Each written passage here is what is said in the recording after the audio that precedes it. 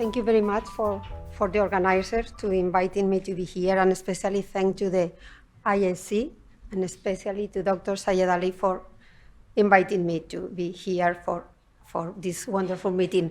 Contrary to him, this is my first time here, and I hope it's not to be the last one. So I'm going to talk a little bit about how to overcome some diagnostic errors in lung cytopathology.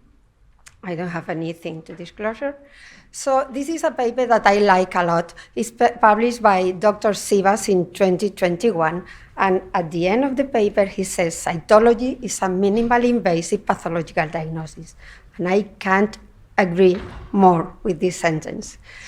What we are asked as cytopathologists in the diagnosis of lung cancer, we have to make an accurate and comprehensive diagnosis, including molecular subtype and biomarkers, and all in this order, because of that we are immersed in the world of targeted therapies, immunotherapy, that will help to patient management and will give to the oncologist prognostic information. So in the world of lung cancer, cytological diagnosis is crucial. You know that up to 70% of the diagnoses are made in patients with advanced stages, so there is an absolute need for small samples, small biopsies, and cytology. And nowadays, early stage tumors, some of them receive neoadjuvant therapy. So from this tumor, before surgery, it's necessary to have a small biopsy or cytological sample for diagnosis and to perform a limited but necessary biomarker information. So, the clinical implication for subtype in non-small cell lung cancer are very important, because if we say the oncologist that the patient has a tumor with squamous cell morphology, the chemotherapy is going to be different if the patient has a tumor without squamous cell morphology. So morphology is the first biomarker and guides everything else. So how can we overcome these diagnostic errors in lung cancer cytopathology? We need two things. First, we need appropriate and useful samples. And second, we need some to know diagnostic entities and key cytomorphological diagnosis. First, about the sample. This slide summarizes all the different ways to get samples from lung and mediastinum, small samples. And we can get samples through transbronchial, fine needle aspiration, or fine needle aspiration biopsy. This allows also for electromagnetic navigation. And we can get also small samples, transbronchial, for this approach. We can use USA also. We can do transbronchial biopsies. Never forget the value of direct fine needle aspiration of superficial lesions, and of course, the value of pleural and pericardial fluid. And remember that cytology is a minimally invasive pathological diagnosis. So which are the ingredients for a successful minimally invasive cytological procedure? We have to have, of course, a lesion, a target, and we have to have skilled people to get the sample, to deal with them, and to interpret them. So this is done through ROSE, rapid on-site evaluation. Doing rapid on-site evaluation, we get a diagnostic approach. We can make an adequate sample management, so we can create the samples for diagnosis and ancillary techniques in case we will need them based on this diagnostic approach. We control the pre-analytics, which is very important, always pre-analytics, and we, of course, can make clinical correlations.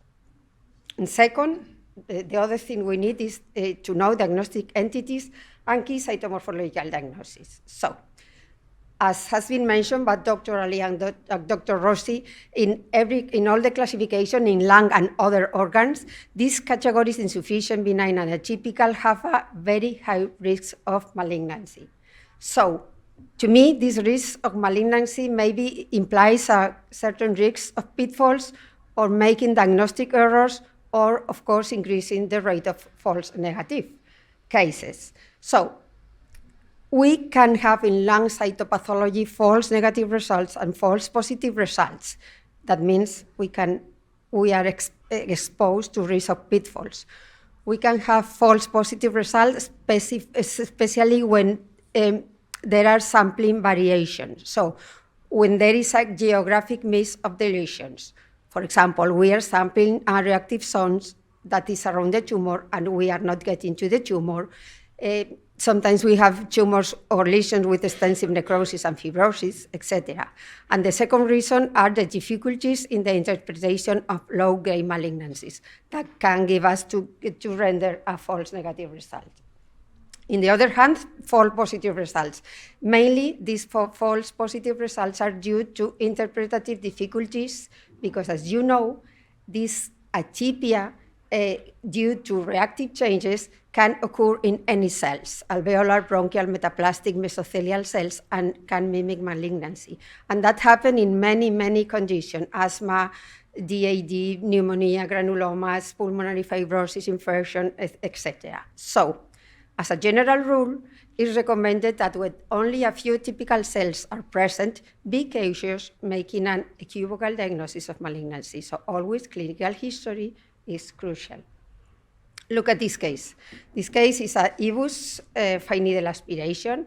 And the important thing is that don't think that because there are many cells crowded with a little bit hyperchromatic nuclei, like in this here, look for cilia and terminal bars. This is a sign of benign.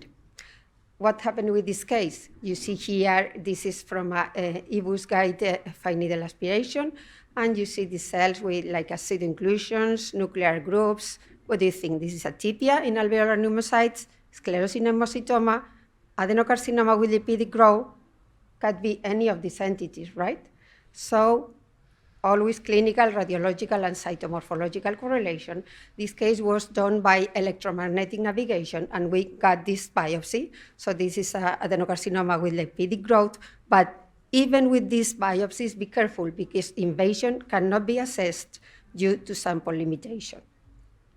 Look at this case. It's a bronchoalveolar lavage with here, you can see the cells of these cells. We can make this differential diagnosis: squamous cell carcinoma, squamous metaplasia with atypia, reactive changes. So always cytomorphology, clinical history, and radiology. Let me let you know that this patient at the end have a squamous cell carcinoma. So from my point of view, there are some risky entities that we should know to avoid misinterpretation. There are benign entities and some non-neoplastic mimickers of lung cancer. And there are, in my opinion, some malignant lesions that can be challenged to diagnose. And this is the malignant lesion. I'm going to show you some examples later. So let's refer first to benign entities that can be mimickers of lung cancer, and are summarized in this slide. There are inflammatory and reactive changes in glandular and squamous cell that are benign alteration. Cytomorphology, the cytomorphology can be altered and can mimic neoplastic lesions and can occur in inflammatory conditions of many etiologies. And these are here: bronchial cell hyperplasia, basal cell hyperplasia, reactive bronchial epithelium, squamous metaplasia, viral infection, and treatment, chemotherapy and radiotherapy. So let me give to you, based on the literature, some tips for lung cytopathology samples evaluation. First, use clinical and radiological information. Clinical and imaging data are essential for evaluating the specimen. Clinical context has to be known because can alter the cytomorphology of benign cells, and always confirm the sample represented targeted lesion. So always recheck clinical details before sign out, and never label a lesion benign until you have ruled out sampling error. In this case, because the main reason of pitfalls in lung cytopathology when we do fine needle aspiration is this: the discordance between lesion image and morphology. We can have a clearly malignant lesions, and you see here macrophages and benign cells, so it's not diagnostic. And this is the reason you have this lesion here, and if the needle is put here in the dark, arrow, we can find, macrophages, some kind of atypical suspicion, whatever. But look at here, the yellow. If the needle is in the right position, this is easy to diagnose an adenocarcinoma, right? This is the first thing, as is very, very important.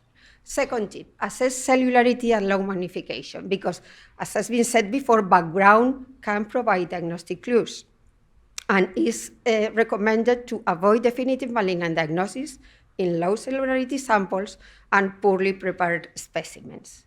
2 examples. The background. Look at this case, it's a EVUS fine needle aspiration and it's a necrotic sample, a necrotic sample that we never know. We have to ask to the clinicians to give us a sample from a different area, because a necrotic sample can be many things. Among them can be a granulomatous infection with necrosis, or can be a necrosis that belongs to squamous cell carcinoma. So we need to have a proper sample. Another thing is avoid definitive malignant diagnosis in low cellularity samples, like in this case that there are a lot of normal cells, a macrophage, and this is a tumor cell, but very, very scarce tumor cell in the sample. My third tip, distinguish reactive pneumocytes for adenocarcinoma. You know that these cells are common in VAL and bronchial brushing, and the mimicking features could be, at least in this slide, nuclear enlargement, but always would preserve NC ratio. The nuclei of reactive pneumocytes can be sometimes hyperchromatic, can have macronucleoli, can be binucleated and multinucleated. Even we can see some vacuoles, and look for this funny sign, which is Napoleon hat, that is a specific shape of this, like you see here, of the pneumocytes that indicates benign condition. But be careful, because these cells, benign cells, can coexist with lesions from an adenocarcinoma. Look at this. This is a group of reactive type 2 pneumocytes. I think everybody agrees. This is a group that represents an adenocarcinoma. What about this? We can discuss, and maybe we have, the end of the diagnosis could be just atypia, because this group of cells can be reactive type 2 pneumocytes or even adenocarcinoma. So the importance of clinical and radiologic correlation. Type 4, check for cilia and terminal bars, as I said before, is a key benign indicator. May be obscure, but are crucial for avoiding false positive diagnosis. So this entire group is benign because the presence of cilia are terminal bars. Tip number 5, don't confuse global cell hyperplasia with mucinous adenocarcinoma. We know this global cell hyperplasia occurs in smokers and COPD patients, and the features favoring benign hyperplasia are here: no mass on imaging, clear background, smooth nuclear membranes, fine chromaty, and inconspicuous nuclei. Look at these 2 examples. These belong to a global cell hyperplasia, and this belongs to a case of a patient with mucinous adenocarcinoma. Look at this case. What do you think, benign or malignant? So this case belongs to this one. This is a 61-year-old female with 2 lung nodules on the same lobe. And we have these groups. These could be cilia, okay, but these are not ciliated cells. You see this group with vacuolated cytoplasms, and at the end, this case was surgically resected, the 2 nodules, and of course the diagnosis, mucinous adenocarcinoma of the lung, and a nice cytohistology correlation. Number 6, recognize reserved basal cell hyperplasia. This may contaminate EVUS FNA samples, and they appear as small cells, lymphocyte side, here red arrows, with dark round nuclei, scanty cytoplasm, and occasional molding. So be careful. Don't confuse them with small cell carcinoma. They are often located near ciliated cells, and they lack nuclear polymorphism, don't have mitosis, apoptosis, no Cruz artifacts, so they differentiate them from small cell lung cancer.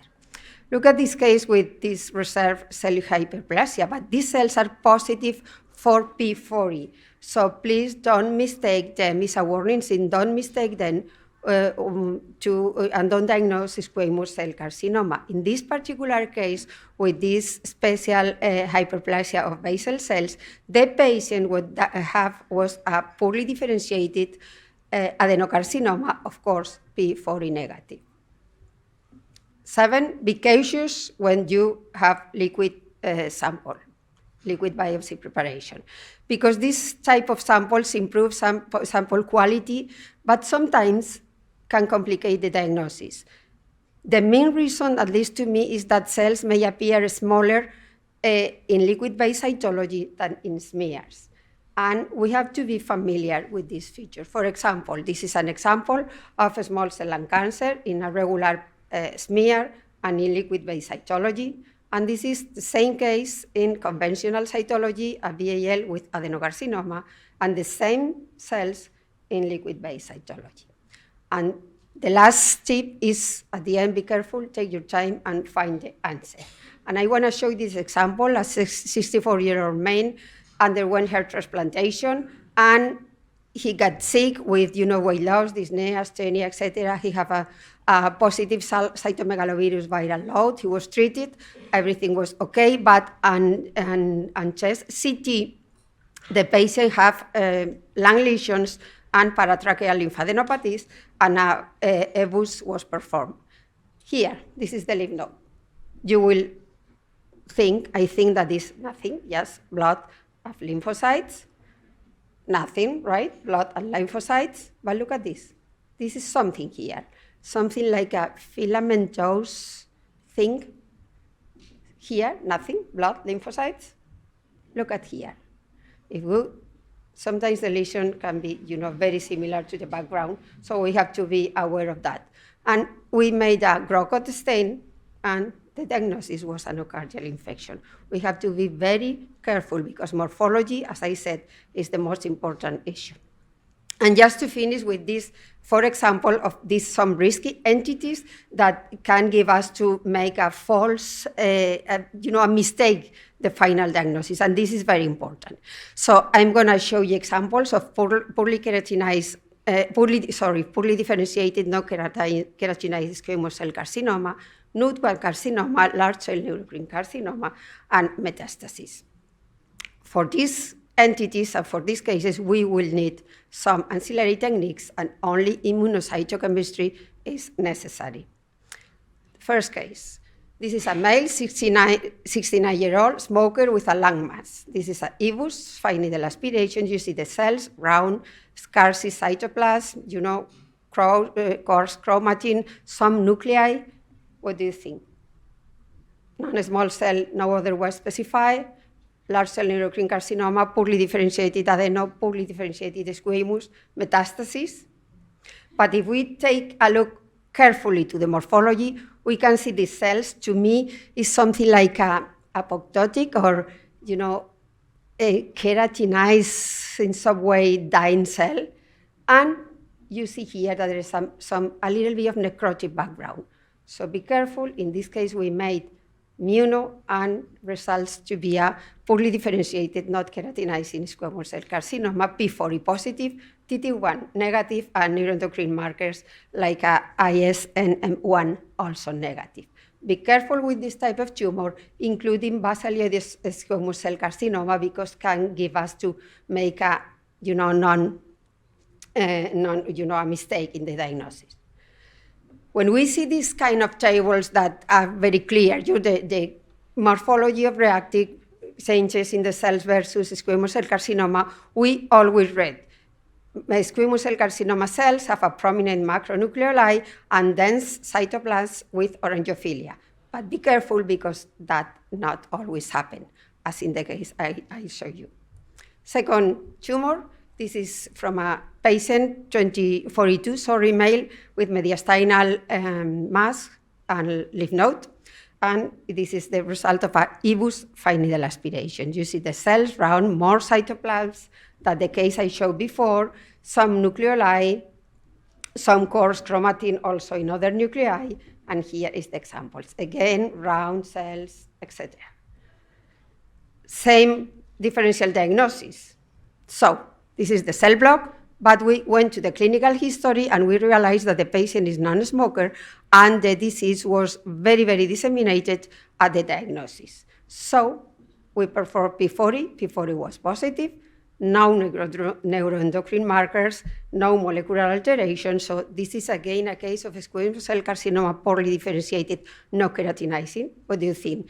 This is a non-smoker patient, 42, not very old, and with disseminated disease. What do you think? We have something is missing in this case. What was missing was this antibody. This is antibody against this clone of NUT1 carcinoma, and this nuclear positivity is very typical for this type of tumors. So at the end, this is a NUT1 carcinoma, okay? Third, NUT carcinoma is not a frequent diagnosis, and we can misdiagnose this tumor easily. If we don't consider the entity, we don't integrate clinical history, and of course, we don't have the antibody. And these diagnoses have some clinical implications for the oncologist. Third case, the entity, 70 years old male, smoker since the age of 10, without interruption, has a lung nodule with mediastinal lymph nodes and supraclavicular lymph node, and we perform a use-guided fine needle aspiration of this lesion. And this is the lesion. Again, round cells, you see quartz chromatin, some nuclei, some nucleoli here, sorry, some groups, scanty cytoplasm. This is the lesion. Same differential diagnosis, right? At the end, this tumor has neuroendocrine markers positive, ENSM1 is positive, and synaptophysin here is also positive. Cytokeratin 7 was positive, TT1, P40, and PDL1 negative. So at the end, the diagnosis is large cell neuroendocrine carcinoma, which is a non-small cell lung cancer with neuroendocrine morphology and neuroendocrine marker expression. It's not common, but is classified as non-small cell lung cancer, but its biological behavior is similar to that small cell lung cancer. So be careful with this diagnosis. There are two cytological forms. One is similar to non-small cell lung cancer with the neuroendocrine markers, and the other morphological subtypes is similar to small cell lung cancer. Morphology also, it made difficult to distinguish from a small cell variant of squamous cell carcinoma, and I said before, from small cell carcinoma. It's important to notice that the cells of this tumor are positive for neuroendocrine markers, for example, chromogranin, synaptophysin, CD56, and INSM1. And the positivity for TT1 is very variable, and is not higher than 50%. Some authors recommend the use of retinoblastoma for immunohistochemistry, retinoblastoma, and cyclin D1 to distinguish this tumor from small cell lung cancer, but is still on debate. And my last case, and I'm done with this, is this from a male, 70 years old, with solitary lung mass in 2023. You see the lesion, groups, plaques, not overlapping, not mitosis, not very hyperchromatic nuclei. So what is this? It's a reactive lesion. It's not representative of the lesion we want to sampling, or is a well-differentiated adenocarcinoma. Always go to clinical history before signing any case. And this patient, 10 years before, had a prostate adenocarcinoma.